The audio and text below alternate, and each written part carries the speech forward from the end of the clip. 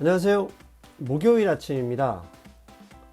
월요일에 제가 몸이 좋지 않아서 방송을 못했습니다. 그래서 오늘 목요일, 오늘 새벽에 미국 FOMC가 있죠. 그런데 이 방송은 제가 수요일에 녹화를 하고 목요일에 나오기 때문에 새벽에 FOMC 결과에 따라서 미국 증시가 달라질 수는 있습니다. 하지만 최근 3일간 월화수 3일간 한국 증시의 외국인 매도세, 특히 선물 시장에서 대량 매도세 심상치 않습니다.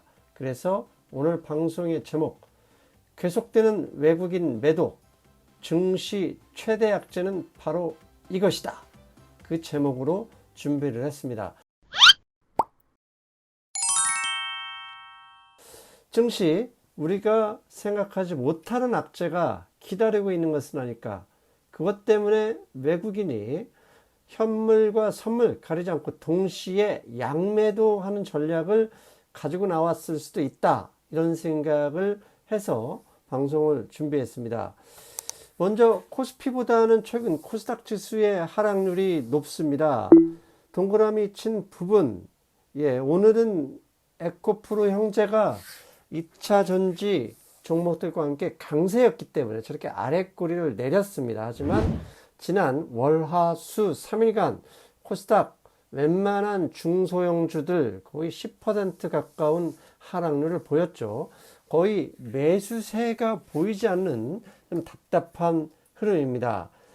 이렇게 지수, 코스닥 지수, 코스피도 별반 다를 바가 없습니다. 이렇게 3일간 지수가 하락하고 있는 이유는 기관과 외국인이 동시에 매도하고 있기 때문이고요. 그 중에 특히 집중적으로 매도하고 있는 세력, 매도하고 있는 주체는 외국인입니다. 지금 보시는 그림은 지난주 금요일부터 수요일까지 코스닥 시장의 주체별 매매를 보여주고 있습니다. 왼쪽 기관, 4일 내내 매도를 했고요. 외국인도 마찬가지입니다. 그런데 금의 금액을 보면 수요일, 그 다음에 지난주 금요일, 그리고 화요일까지 외국인의 집중적인 매도 심상치 않습니다. 코스닥이 이렇다면 코스피는 다르냐? 다르지 않습니다. 지금 보시는 그림은 코스피의 주체별 매매 현황입니다. 왼쪽 기관, 금요일에는 좀 대규모 매수를 했습니다. 하지만 외국인들 보시면 아시겠지만 월요일에 3,700억, 그리고 수요일에 1,600억 이렇게 매도를 했습니다. 양쪽에서 집중적으로 매도를 하고 있기 때문에 이 코스피나 코스닥 시장 힘을 쓰지 못하고 있습니다. 그런데 이게 현물이고요. 선물 시장의 매도세는 더 심상치 않습니다.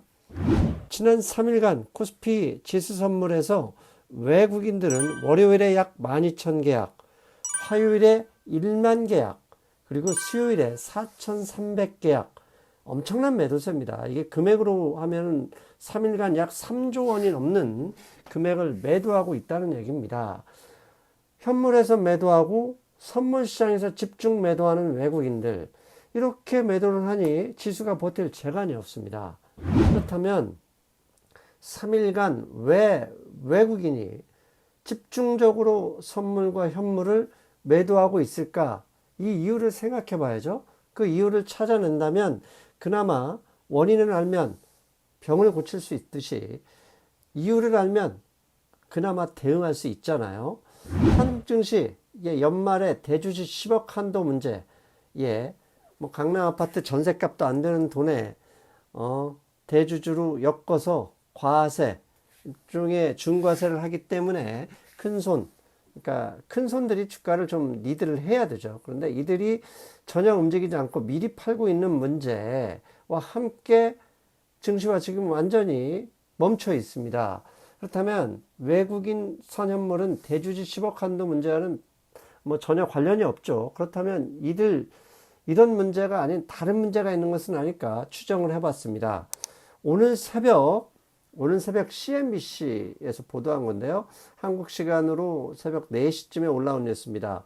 하우스 GOP, 공화당입니다. 공화당이 지금 펀딩 빌, 거버먼트 펀딩 예산안입니다.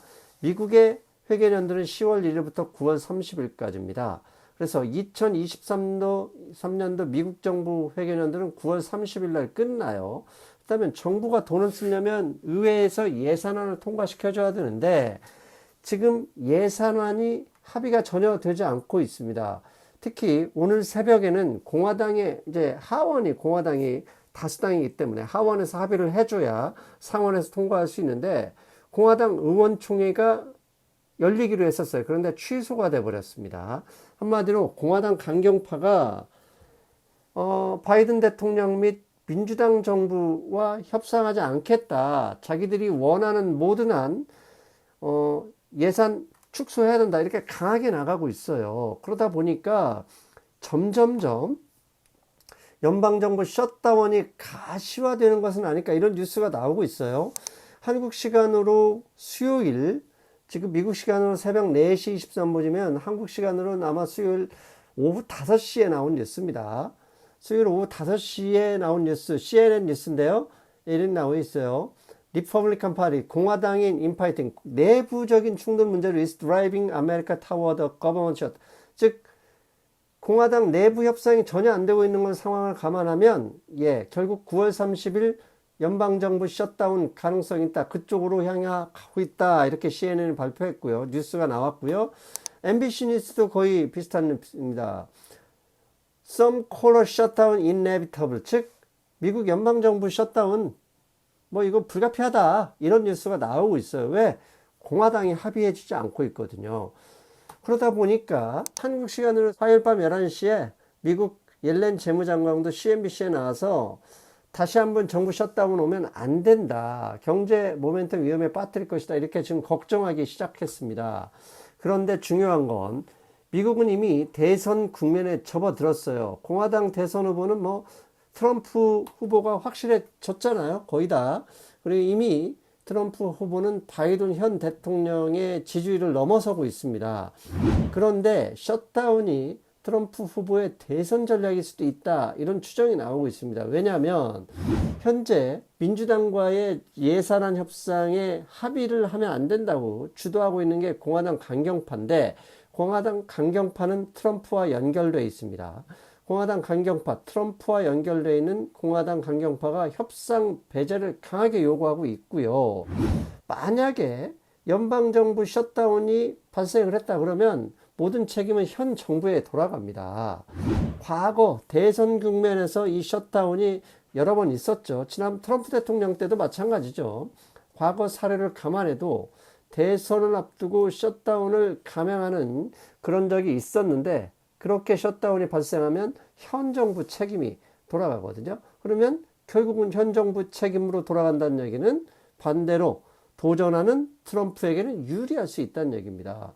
그렇다면 잠재적인 가장 큰 악재는 결국 9월 30일로 예정되어 있는 미국 정부 셧다운이라고 볼 수 있어요. 그런데 미국 정부 셧다운은 아직 10일 정도 남아있는데 왜 외국인들은 한국 증시에서 그렇게 과감하게 선물과 현물을 매도하고 있는지 그 이유를 알아볼 필요가 있어요. 그 이유는 연휴 때문입니다. 한국 증시는 추석 연휴, 그 다음에 개천절까지 9월 28일부터 10월 3일까지 장기 휴장에 들어갑니다. 그런데 미국 정부는 9월 30일에 셧다운이 된다 그러면 미국 증시가 강하게 하락으로 반응할 수 있거든요. 문제는 미국에서 무슨 일이 일어나도 한국은 거의 일주일 동안 증시가 열리지 않기 때문에 대응할 방법이 없는 거예요. 이에 어차피 다음 주에 이게 문제가 점점 불거지면 증시가 하락할 수 있거든요.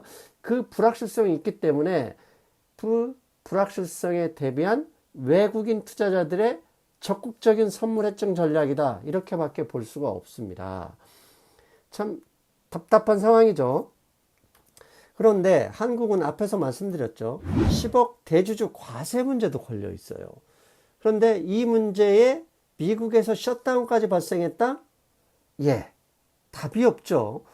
의외로 셧다운이 오래 갈 수도 있습니다. 왜? 대선 정국이 걸려있기 때문에 서로 양보 안 할 수도 있거든요.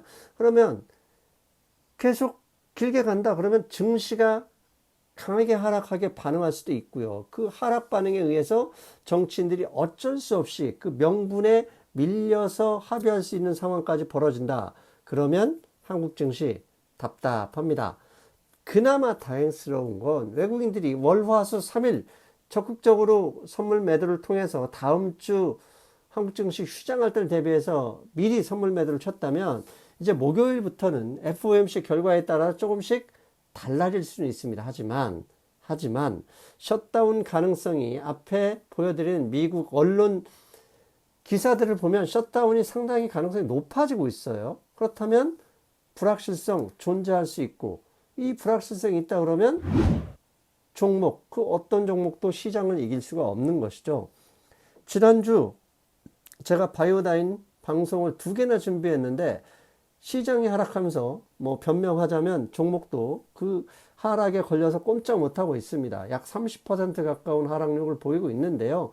답답하죠. 그렇다고 여기서 매도할 수는 없습니다. 저 같은 경우는 한 주도 팔지 않고 오히려 어제까지 계속 조금씩이라도 더 비중을 늘렸습니다. 하지만 내 종목만 갈 수 있다? 기대할 수 없죠. 시장이 흔들리기 때문에 종목 어쩔 수 없이 흔들리는 거 피할 수 없습니다. 그렇다면 이런 상황에서 여러분, 일단 운 좋게 오르는 종목 비중을 조금씩이라도 줄여서 현금 비중을 올려야 합니다. 그래서 우리가 쉬는 기간 동안 미국이 어떤 일이 벌어질지 모르는 것, 결국 현금이 있으면 그나마 떨어질 때 살 수 있는 여력이 되잖아요. 그나마 안심할 수 있다는 것이죠. 자, 명절 전에, 명절에 걸려서 미국 정부 어쩔 수 없이 우연적으로 미국 정부 셧다운과 명절 연휴가 걸려 있기 때문에 최근의 외국인 매도세, 그걸 피하는 일종의 해증 전략이다, 이렇게 이해하시면 되고, 우리도 그에 대비해서 조금은 현금을 갖고 있어야 된다, 이렇게 말씀드립니다. 여러분, 추석 연휴 잘 보내시고 제발 미국에서 아무 문제가 없기를 물 떠놓고 비는 수밖에 없을 것 같습니다. 저는 다음 시간에 뵙겠습니다. 여러분 안녕.